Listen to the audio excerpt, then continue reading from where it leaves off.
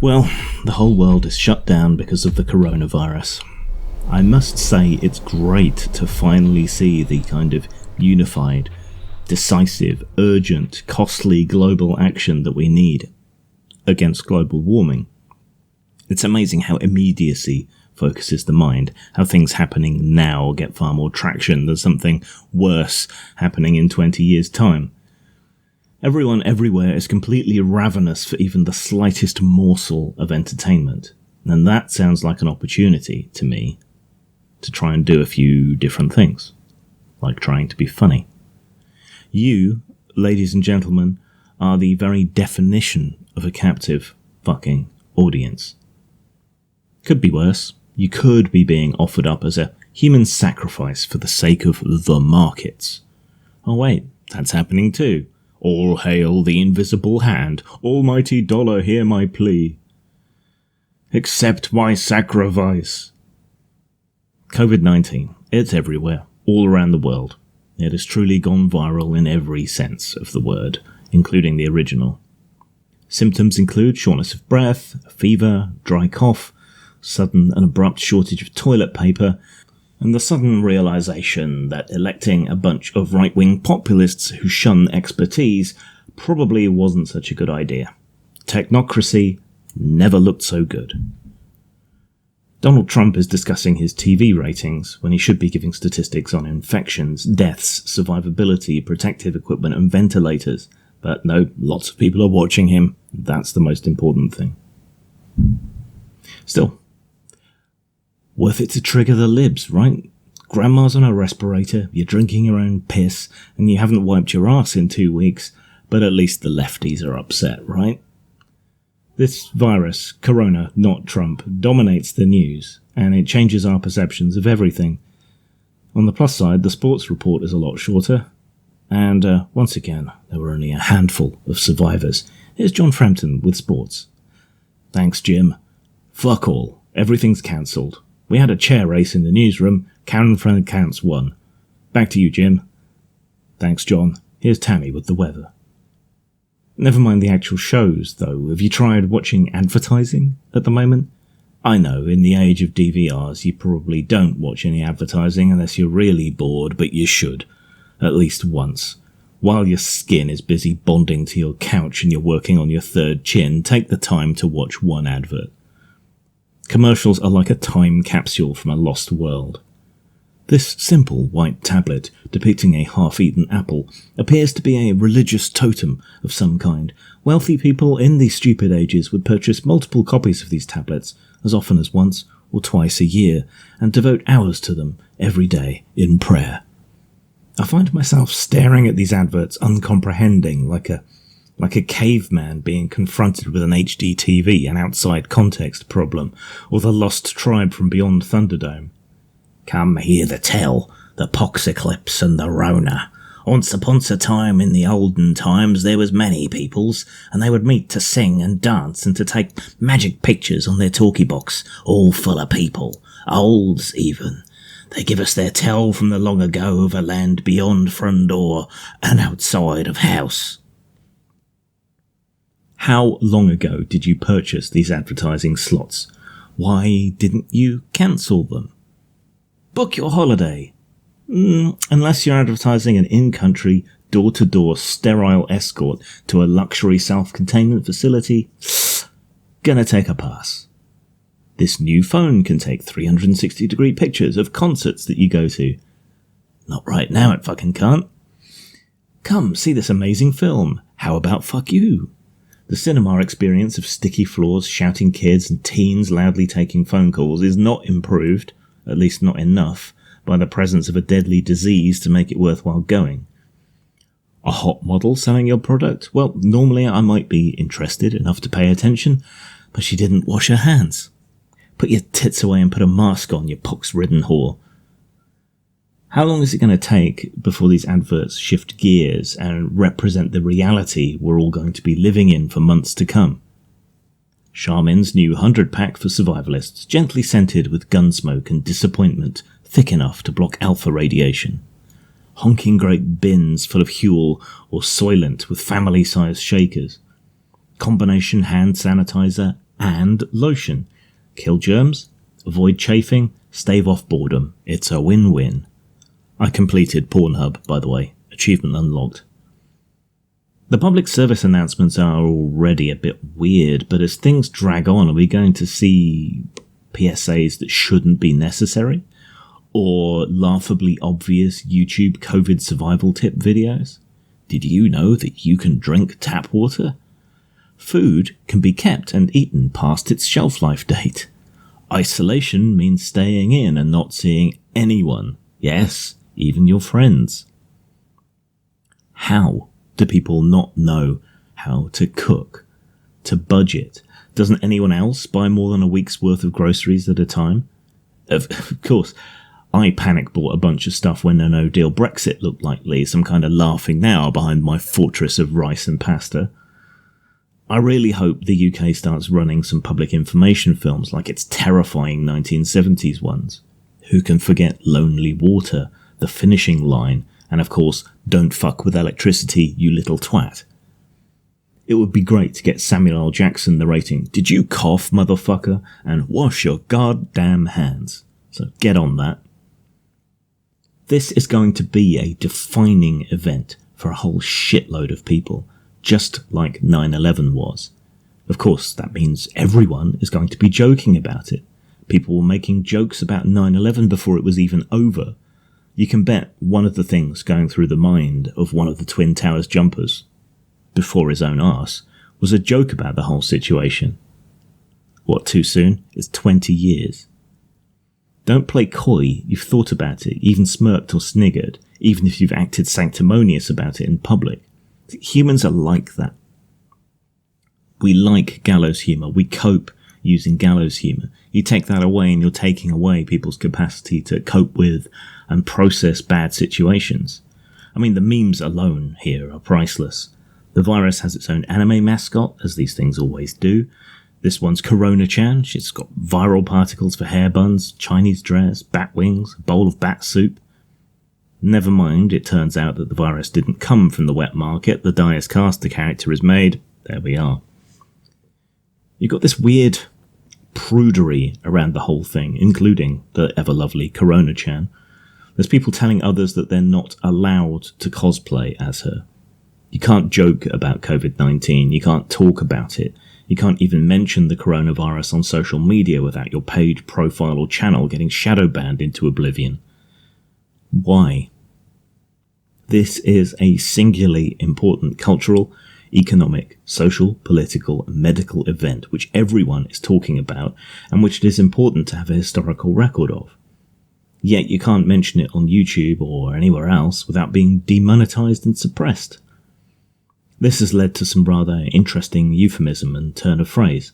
The naughty virus, the beer virus, the Chinese virus, the Kung flu, the Rona, that thing, or, if you like Cockney rhyming slang, the Miley Cyrus coronavirus. Some of these terms are even being used by proper reporters and even officials, depending who they want to blame or if they want to try and minimise the whole thing. But these terms emerged in the wild first.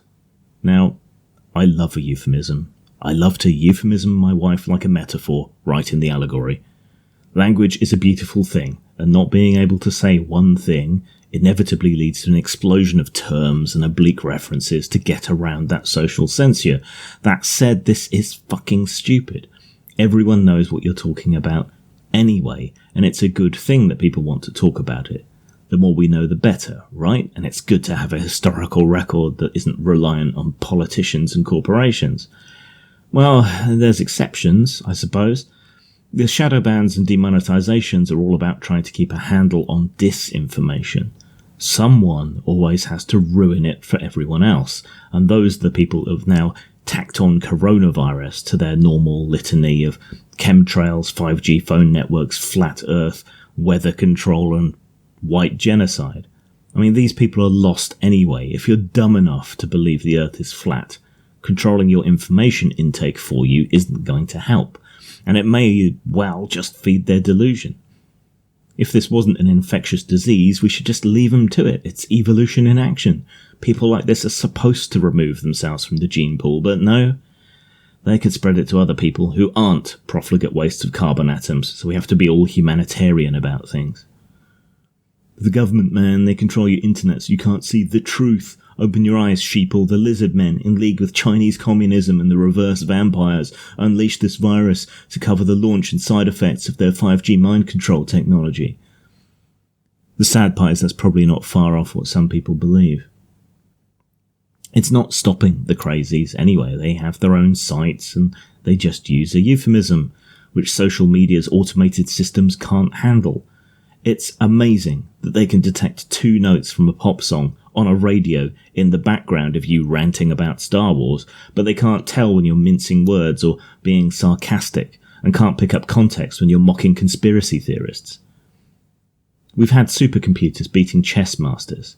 Get YouTube's algorithm on Name That Tune and it'll beat everyone. It's just not fit for its proper purpose. If there's one positive to come out of all this, it's that I no longer fear the robot apocalypse. If the best, richest companies in the world, like Google and Facebook, can only muster AI with all the social skills of a deaf, dumb, blind, Puritan autist without any facility for reading context or tone at all, then AI is too stupid to take over the earth. Well, then again, maybe it just makes it even worse when they do. I mean, picture the scene. Skulls underfoot, black as night. A pair of silvery, beweaponed robots are rumbling along on their tracks on patrol. Suddenly, a raggedy-ass human appears. Hey, robots, I'm lost. Which way is it to the work camp? Human, what are you doing out? Are you perhaps a rebel?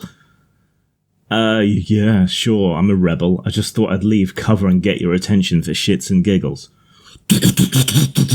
Wait, Unit 1, was that sarcasm? I don't know. Unit 2, I literally cannot tell.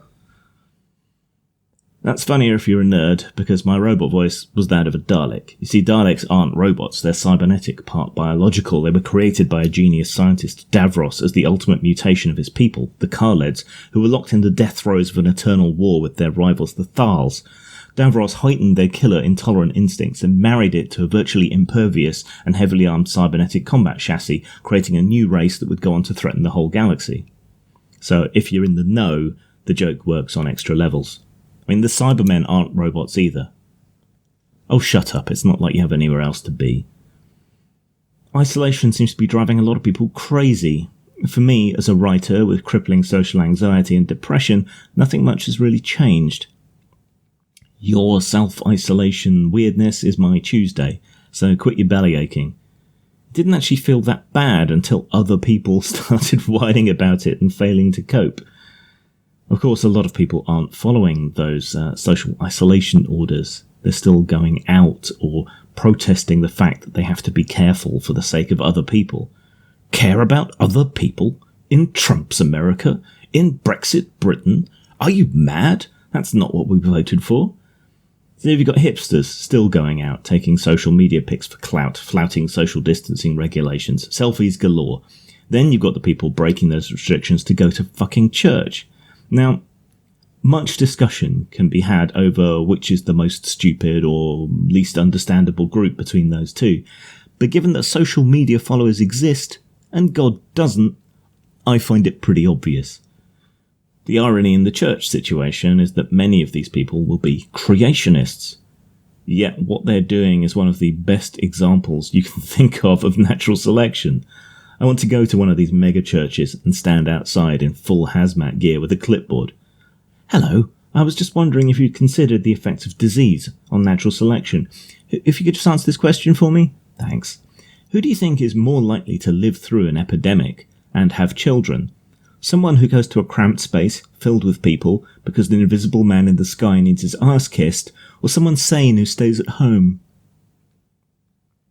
There's something odd, though.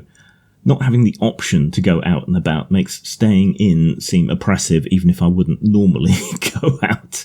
Like how the girl who isn't interested in you is way hotter than the one who is. There's something that just drives us crazy when we can't have something, even when we don't really want it. And this has forced a whole bunch of people together more than they anticipated, which I think is what's driving most people nuts.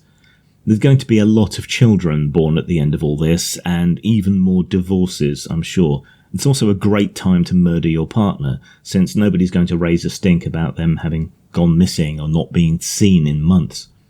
Just something to think about, no pressure. Good time to put in a patio. There's also forced a lot of people apart. Long-distance relationships are nothing new, nor the tools we use to cope, but this is being driven to a whole new level. It's a great time to invest.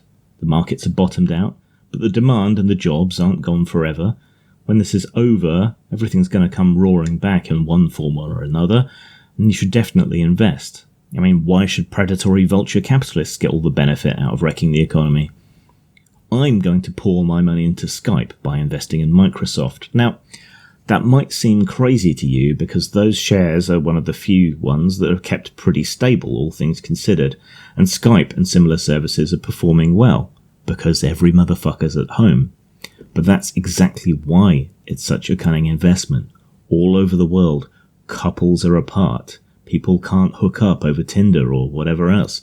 And a whole generation of men and women are being Pavlovian conditioned to associate the Skype ringtone with sexy fun times.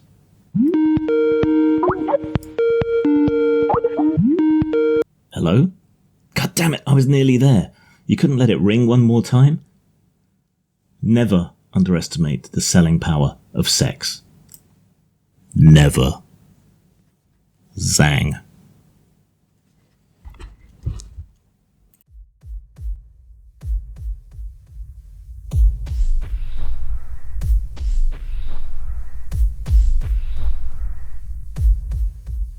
Grimm's Tales. Music by Casket Bound.